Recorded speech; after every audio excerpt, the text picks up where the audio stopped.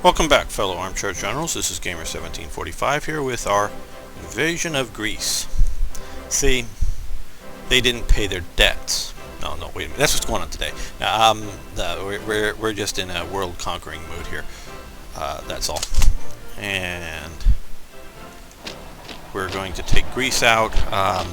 They foolishly this time honored their defensive pact with Yugoslavia when we invaded Yugoslavia, and sent a good chunk of their army north to get slaughtered by us, instead of trying to remain peacefully outside of the conflict. We probably would have invaded anyways, but still.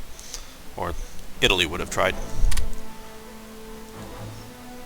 But it gives us good justification here. Ireland, what does it want? We'll give them supplies for money. Sure. In fact, let's see if we can sell some supplies in the Soviet Union.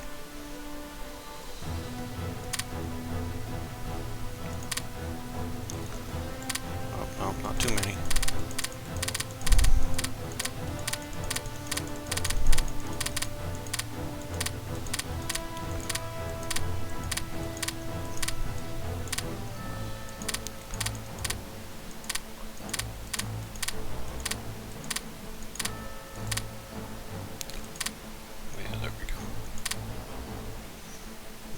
Part of our debt, trade debt. We'll need a lot of money to build our Atlantic wall, so that's one of the reasons there.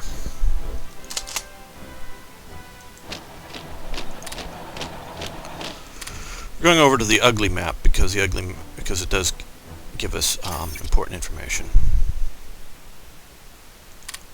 Okay, silent guns of December.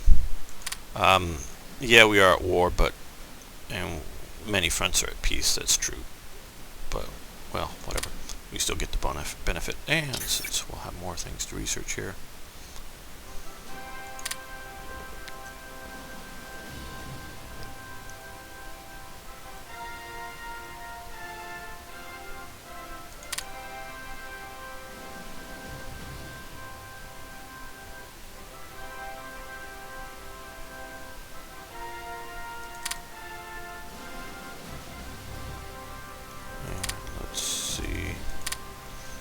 To improve our air capabilities.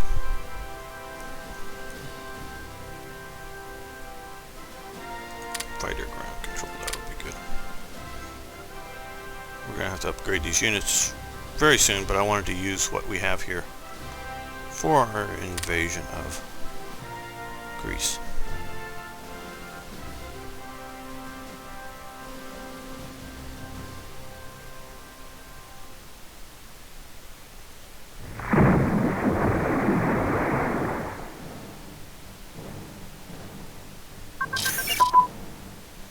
Okay, we've just gained high popularity. That's, well, we've lost very high, unfortunately.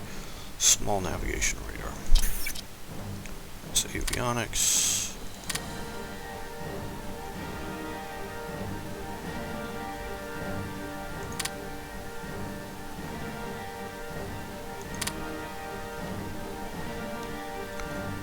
Improve that. Yes, we want SS commandos. Still no. Don't want to spend the money just right now.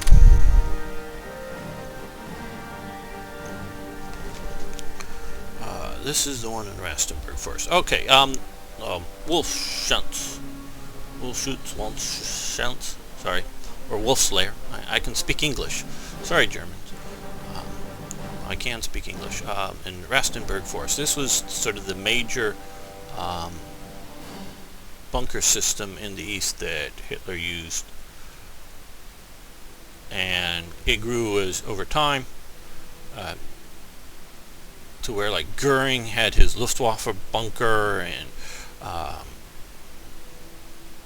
the Navy had its, and various specialty things, and they're still there.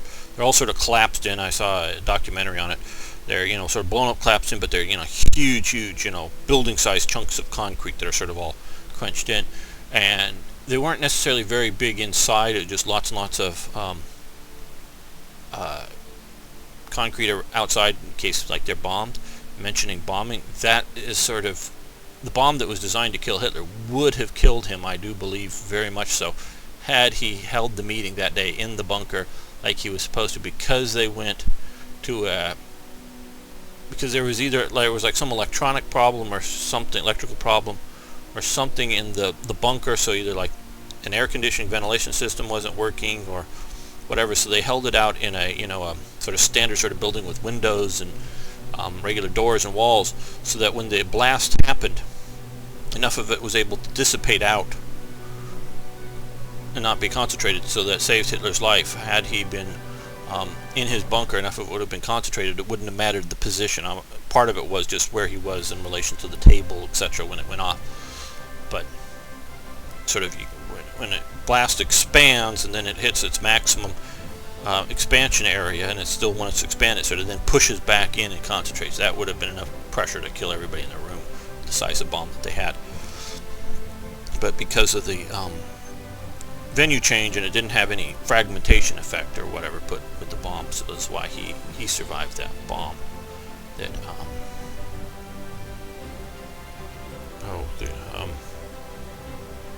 blanking on Scheppenberg, blanking on his name, who tried to kill him, put it in, so he would have taken out had he had the meeting in the bunker as they scheduled. Okay, so Major 10 Fortress, I think, is overbuilt. Vin 10 level anti-aircraft gun is overbuilt, but we'll take it for its historical purposes.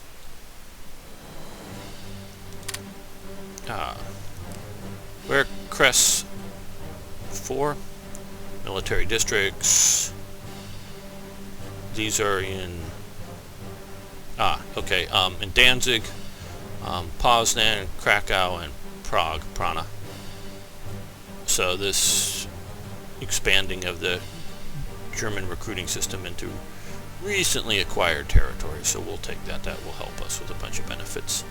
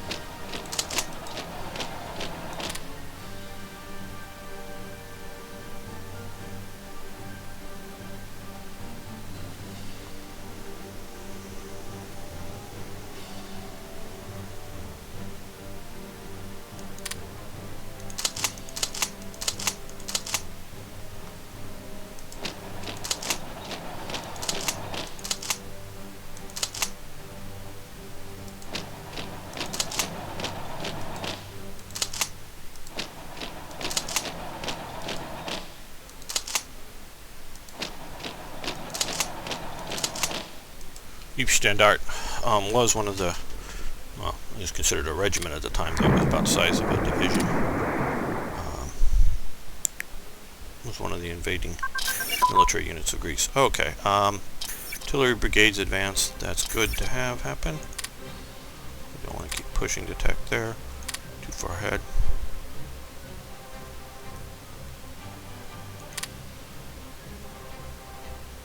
I'm not going to do that because I'm going to try to keep the fuel consumption down.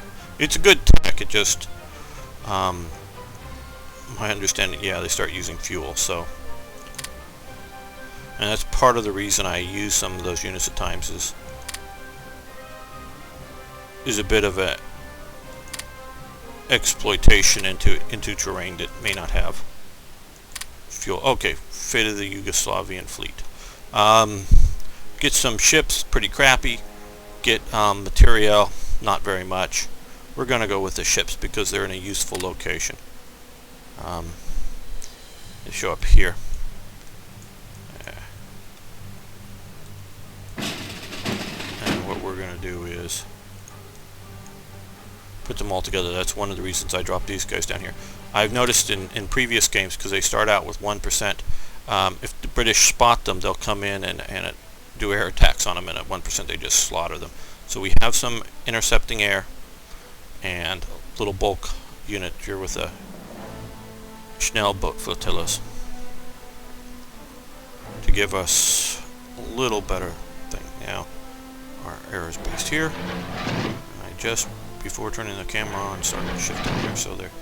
This group here, we'll put this.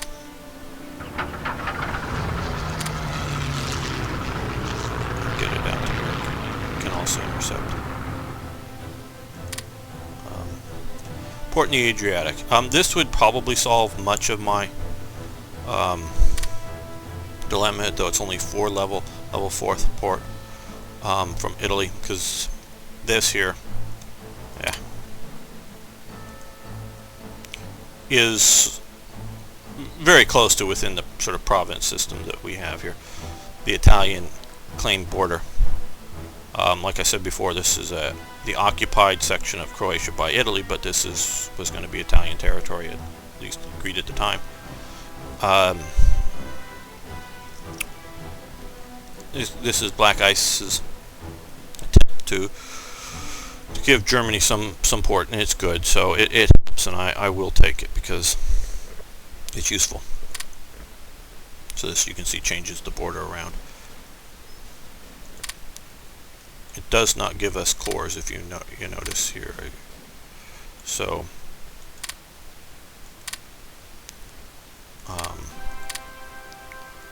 it will have a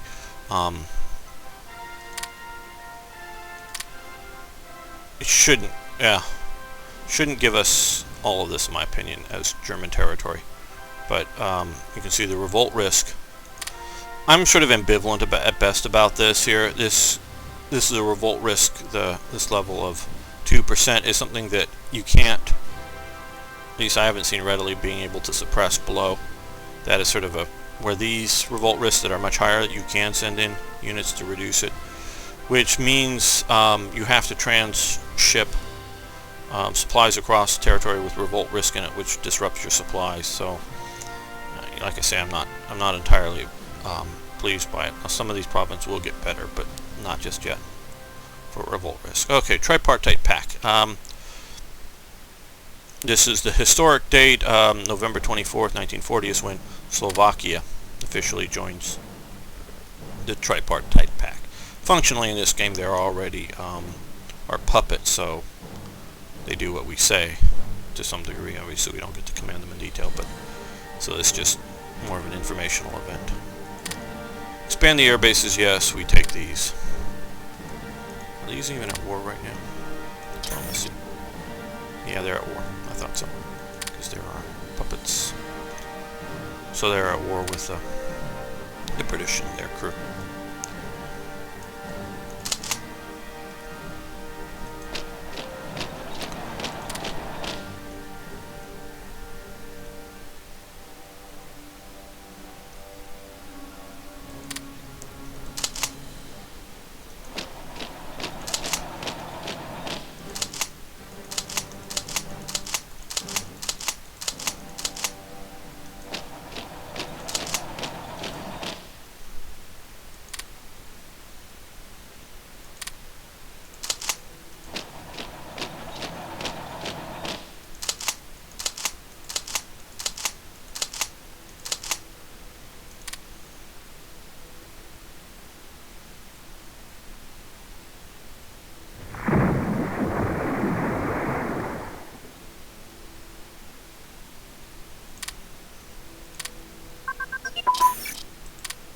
Okay, self-propelled artillery brigades are now available to us. Okay, that gets grayed out.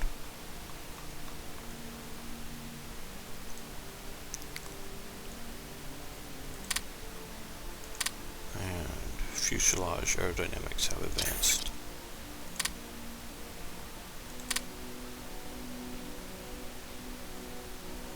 Okay, since we lost very high popularity, don't have as much research availability. SS Standarta Regiment, Germania, they say disbanded. No, not really, but functionally within the game, yeah. Where is... Yeah.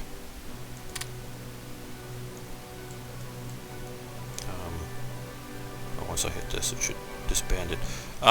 Because what happened with Germania It was removed from the SSVT division, and if you notice here, it has the W symbol here for Viking, and it's the German part of the core of the Viking or Viking division, which is made up of Germania and volunteer units from Norway, Sweden, and Denmark, the Scandinavian countries there.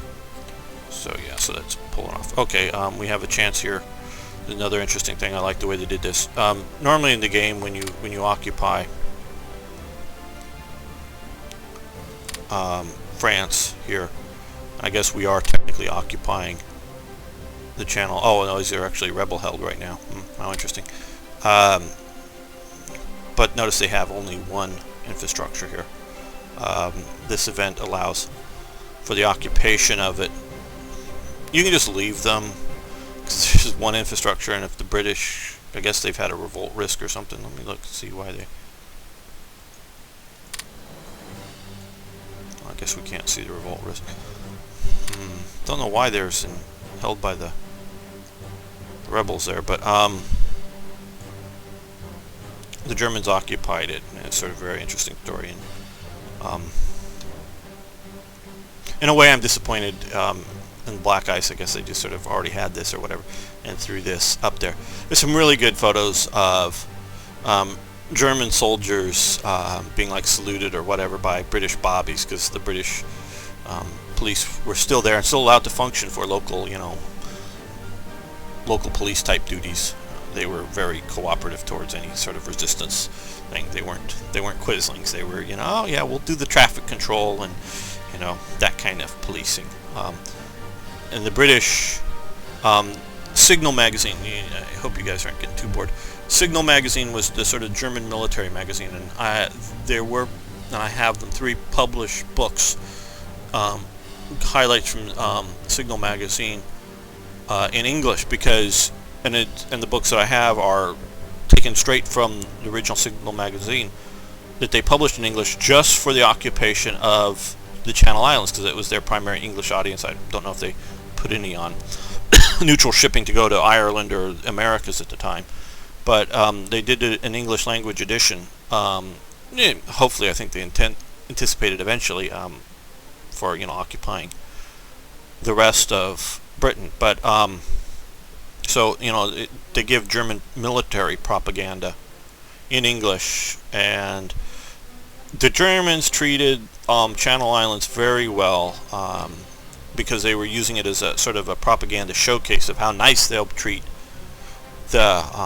British once they conquer them, and how it won't be so bad to be conquered by us, and then we'll set up sympathetic governments and leave you guys alone. So we're really the good guys, kind of thing. And so that's how the Germans played it in the Channel Islands during the war, at least to the local Channel Islanders. They were fairly well treated, and early on in France, they were also, before the resistance got going, it was a very light hand in France too. But even once they started having a heavier hand of anti-resistance activities in France, they still kept the very light hand on the Channel Islands. But as the Americans were entering the war and everything else, Germany more and more started reinforcing, putting a division or more equal, and a lot of fortifications in the Channel Islands, and a lot of them, or some of the fortifications still exist today, that they built there to defend the Channel Islands from an overtake. And they really, militarily, doesn't necessarily make a whole lot of sense, the level of fortification they did. But it was always, and so they did a lot of military occupation, but they were still treated the Channel Islanders very nicely.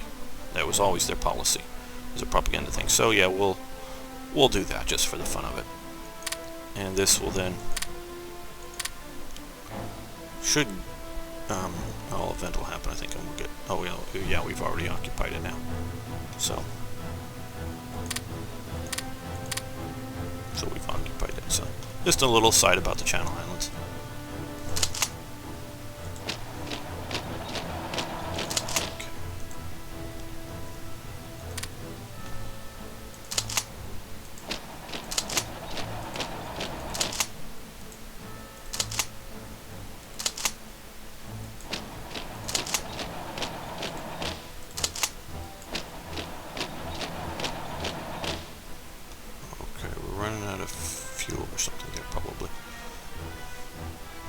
let's go up, get these guys here.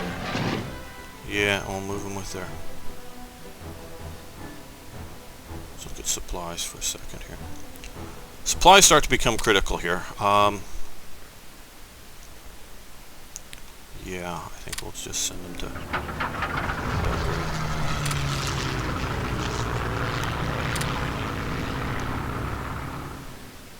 These guys are wonderful at supplying units, and I will be heavily using them once we get to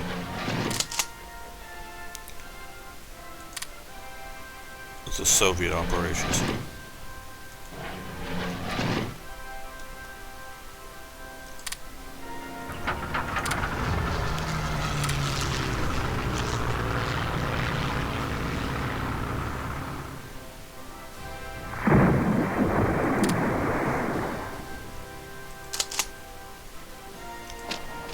I'm mostly using all these units, not for any real need to use all of them in the conquest of Greece, just use them to gain experience for their military leaders.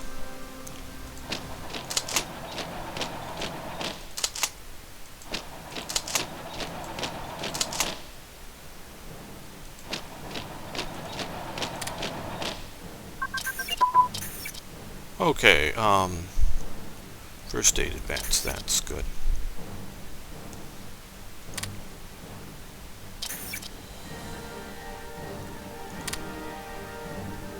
Doing pretty well on our command research here. That's good. We'll improve research at Blitzkrieg. The Cam-Huber line. As it talks about here, it was set up by Cam-Huber. I think I have him in charge of my night fighters or something because of that. Yeah. You can see a picture of Cam-Huber. Cam-Huber. And it was a defensive line with radar stations, overlapping coverage, layered defensive. And they used radar, and they would spot it coming in. See, there's a lot of film footage of the American bombers going over Germany, and they were always flying in tight box formation so that their machine guns overlapped, and use overlapping fire to deal with any incoming fighters. Well, that kind of flying can't be done at night, at least not at the time, because they would run into each other too much. So the British did bomber streams, so they would all fly along a standard navigational path that they would preset, but they were spaced out a bit so that they wouldn't run into each other. And so once the Germans would, plot out and figure out what this is going to be, they would know to be able to vector in support. And they would set up these cells or region blocks in there, and they put one night fighter in each one of these blocks, and they'd use ground radar to vector in the fighter. The ground guy would see both the fighter and pick out one of the bombers, and vector them into each other, and have the fighter come up behind them. And the sort of, and I'm not exactly sure when the Germans started having onboard radar on the night fighters, but they even did this before the fighters had radar on them. And they would come up there and they get really close to them. And once they got close enough, and especially coming in from behind of like a bomber, the engines would be putting out little bits of flame as they operated. They didn't have mufflers or whatever that would, like we have in a modern car, or smog thing. So they would be putting out that. So they would be, once you're right up on them, you could see them, especially like behind, and so they could see the flames and get where the aircraft was, and then shoot it. They'd even have some that had 110s that had, instead of where the rear gunner was supposed to sit, put like a 20 millimeter sort of angled upward from there. And they'd fly under the bomber. This is well before they're over any targets and dropping any bombs. Fly under it and then just shoot up into it once they thought they were under it. and that kind of thing. So they would do that to these bombers one at a time. And it wasn't meant to stop everybody coming in. It was just meant to create an attrition rate, hopefully large enough that they attrit. The cost of going into bombing is cost more than it's going to do in any defense, or do the damage. So run them out. So that was sort of the Canhuber line. It was reasonably effective for the technology of the day. It got overwhelmed because of the amount of radar and the amount of fighters and time and space. The British were able to overwhelm them, but it had to be wide area bombing that wasn't all that. It was effective at bombing cities, but it wasn't necessarily effective at destroying critical industry. So yeah, we'll take that. It'll gain us a bunch of little research, and I think this is fairly good to be able to pay some supplies to gain some of these research, because research, yeah, is part of guys thinking, sitting in drawing rooms, coming up with new technology, or guys writing up new manuals, and that doesn't take supplies. But to get it out into practice, to get people experience with it, to build radar sets or training sets or whatever it is, research should be able to be helped along with spending supplies on it, because that means there's more personnel added to the process that you got to support. So that all sounds reasonable to me. So it's a good event, and this is a German graphical augmentations event. I know. Just give credit where credit's due. That's a very good mod, along with Revolver Helds. Oh no, that's Revolver Held, along with the D-Worms mods. They're all very good.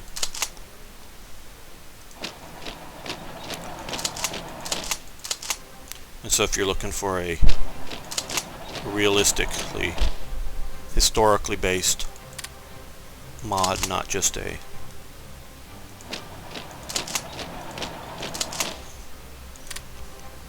sort of fantasy or what if kind of mods.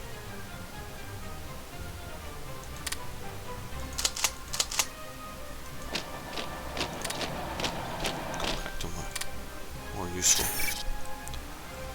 Okay, we've lost the 16th Totenkopf Standard. Ultimately, that's good. Okay,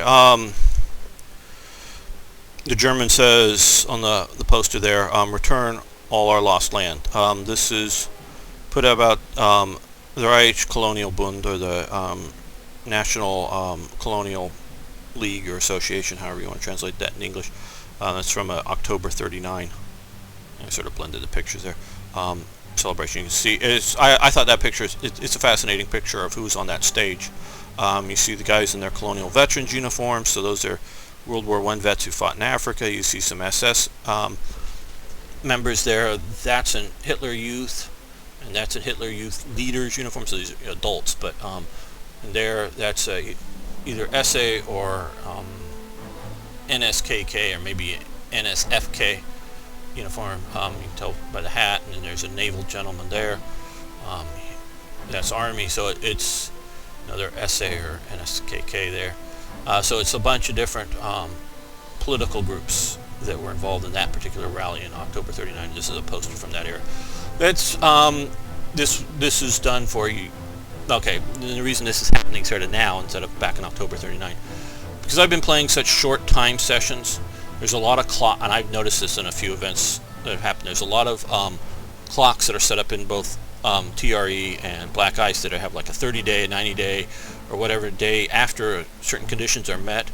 Well, because I've been stopping and not playing 3 or 4 months at a time or something, these clocks haven't been timing out properly. So we're getting some of these events happening later. Just, unless I'm going to go in and fire them manually, there's no way around it. Well, I guess I could play a bunch of sessions all at once, but I haven't had time to do that. But so some of these things are firing a bit late. And just sort of a warning for you if you're playing, which really can mess up if you have like a 1-year clock. Wait and go down and you're doing what I'm doing. It may take a few years for that clock to tick off. Just sort of a warning for players. So this is a poster that's put out after the fall of Poland. You can see how it's divided up between Germany and the Soviet Union, and which deals with German lost lands there. But this is promoting up German lost lands in Africa and the Pacific. Well,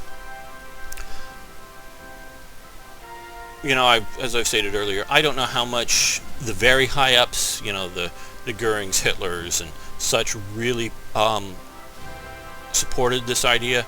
It was obviously, you know, you can get Ritter von Epp, fairly high up, fairly prominent Nazi. He's in charge of the Reich Colonial Bund. He obviously supported it. And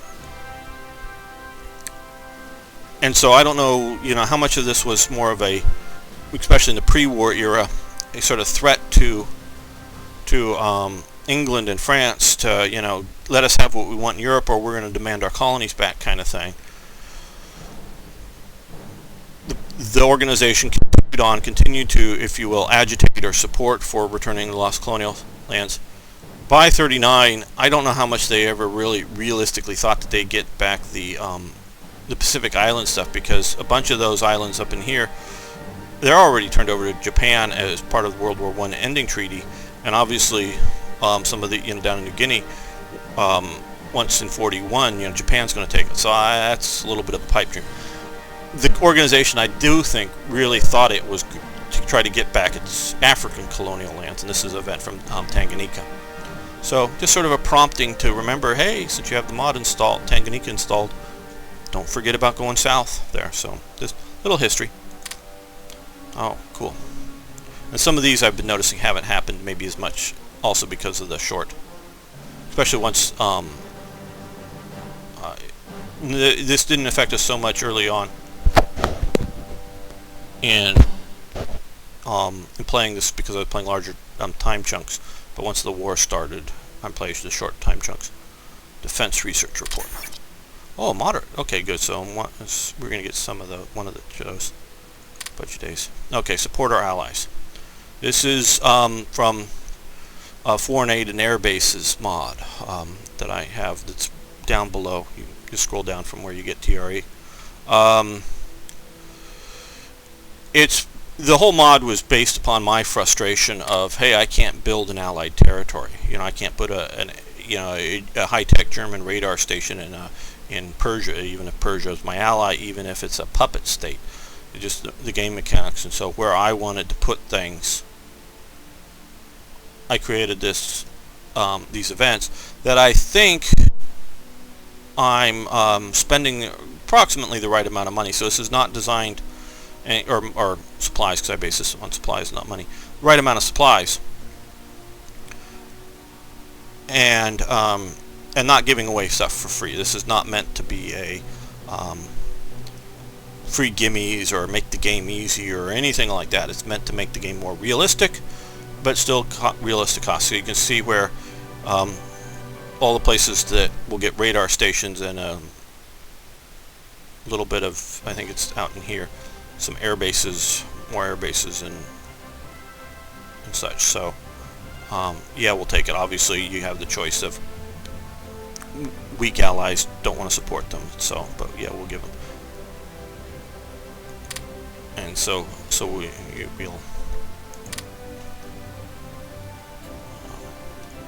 some of these should have.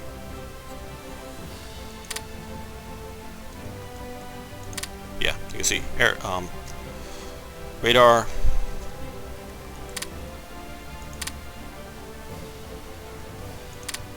Yeah, radar. So we'll get a better look, because since they're allies, we'll get a better look into the sea once the radar gets an effect and we start spotting British ships moving.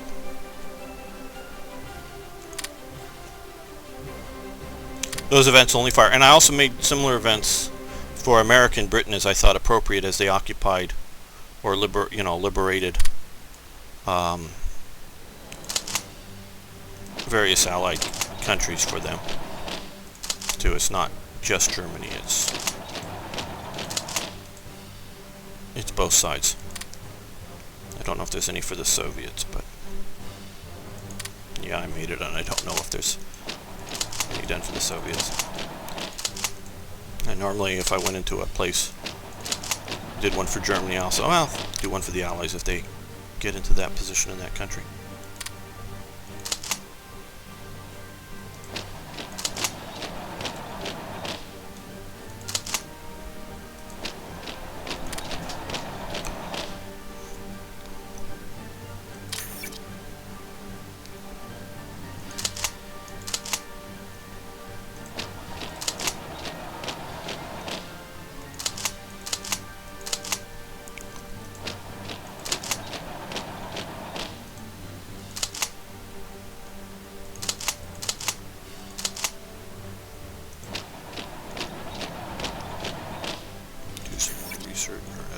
research.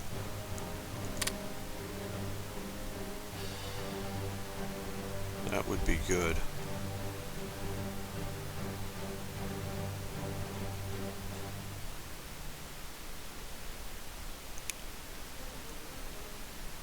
Desert Union Trading. All these look good.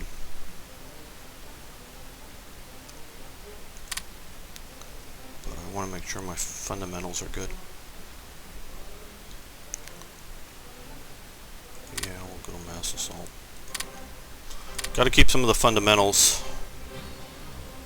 going well, not just specialty units.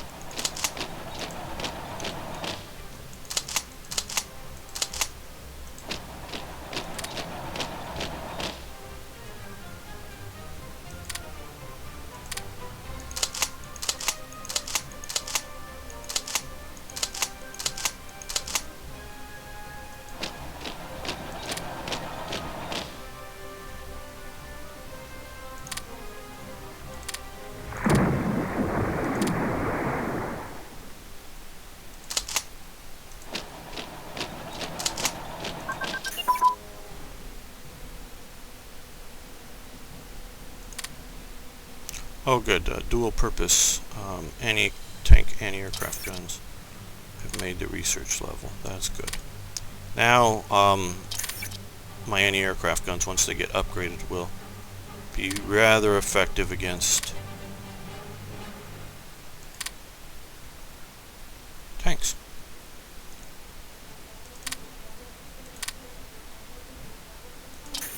Mentioning that, we're going to make sure we're clicking in enough ICs for that.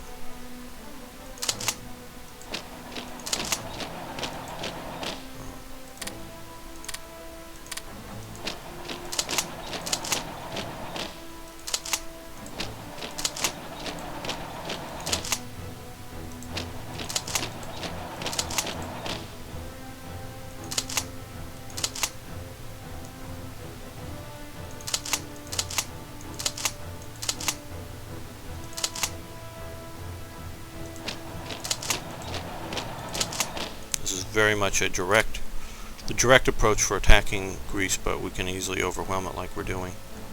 This is the indirect approach to attack Britain. And if you think that's sort of silly or ahistorical, that to attack here, I'm going this way. Remember, Churchill's big plan for his attack on Germany was to attack here, or here. And he called it the soft underbelly of Europe. And he turned out wrong in the sense that because of this being so mountainous, it wasn't the soft underbelly of Europe. But it was the soft underbelly of Europe for two reasons for the British. One, lots of islands and extremely lot of coast. The British ruled the waves. Until the end of World War II, Britain ruled the waves. Britain, and we could go back, I've done a lot of research and study and reading on the rise of British naval power. Wherever the British could attack you from the sea, they won. You know, so if they had, you know, in the 18th century, if they can hit you with cannons from a ship, they won, basically. And they'd lose a battle here and there, but overall they won the wars, if that was the conditions for winning or losing. They won the wars. So they saw this as a naval supported operation. They were very, very geared towards amphibious landing, certainly, but as a naval operation. Two, countries like Bulgaria, Romania, and Italy were seen as weaker than Germany. So by knocking out their allies, which knocks out food growth, production in maybe non-critical but useful areas, knocks out resources like the Ploesti oil fields in Romania and things like that, that if you knock those out, you get rid of Ploesti and everything else, you've seriously damaged Germany's essential industry here. And so the thought was that these guys were going to be soft, and you moved in here, where if you're hitting, you know, panzer divisions and elite German formations up here, sure, they would react to you and come down, but you could knock them out. Germany was able to react and get in there quicker and better than the U.S. and Britain were able to do. That's why Italy took so long, and it wasn't the soft underbelly. But with all that being said, the reverse is true. For Britain's lifeline is going through here. And they did have to go all the way around, when Malta was being besieged and everything, it adds much longer to each shipment, so that means a ship is used, say, for 3 times as long to get something there and back as it would going through the Mediterranean. So it means it takes, to move the same amount of supplies, takes 3 times the number of ships. And that's also moving resources back to Britain. And so Britain's lifeline was through the Mediterranean. Plus, unlike going the soft underbelly of Europe, you can see everything is along the coast here in North Africa. It's just all desert. This is just nothing. They're of any use to anybody, and the oil fields that have been found today in some of these areas that weren't there then, but even now, most, if you look at our troubles in places like Libya, sure, there might be some camps out here, but this is where all the people are, all along the coast. So there's no strategic depth away from the ocean. There's maybe strategic depth in a back and forth battle along the coast here, but if you can successfully invade, there's no strategic depth in this. It's a very shallow front. Only place it goes a little deep is here in up the Nile, but even then, it's past Cairo. There's nothing industrially at this time up the Nile. It's just food supplies for locals, basically. So by coming in here, right now, as you can see, we're still sinking 1, 2, 1, and this is in the past week, 2, 4, 1, 3, 1, 1, 1. It's over land, so we're not seeing that. 2, 1. So these are, not huge. 3, not maybe 3. So we're still sinking lots of convoys coming through here. So once we cut that off, we won't have that, but still it'll mean the number of ships per convoy will have to be more to be expanded, and of course we're just still slaughtering them out here too, which obviously we'll still be doing that as well. So once you cut off Britain's access through here, it just changes the game. Plus, along with that, it means we don't have to worry about defending all this coast. If we can seal this, and we can seal this, this becomes an Axis lake, effectively, even if some place like Malta holds out. And even if they're holding some territory along here or something, they can no longer effectively invade us. So the Mediterranean, as you can maybe tell, is going to become a critical element to my strategy, and may disappoint some of you on how quickly we may or may not be getting in going after the Soviet Union by securing Europe's south. And as you've also noticed, I've not had Italy enter the war yet. Vichy is a Axis partner currently. I have not had them enter the war yet. Spain is also now an Axis partner. I'm keeping them out of the war currently. Once I'm ready to start moving more in the Mediterranean, I will have Italy come into the war. But I'm doing it on my timing, not on Benito Mussolini's timing to oh, well, the Germans have finally mostly won in France, now we'll start attacking in southern France, because that's basically what happened. He waited until it was clear that Germany was winning. And we're not letting them trigger events to trigger this whole thing when I'm not prepared for it, like they did historically. So we're doing smart timing here.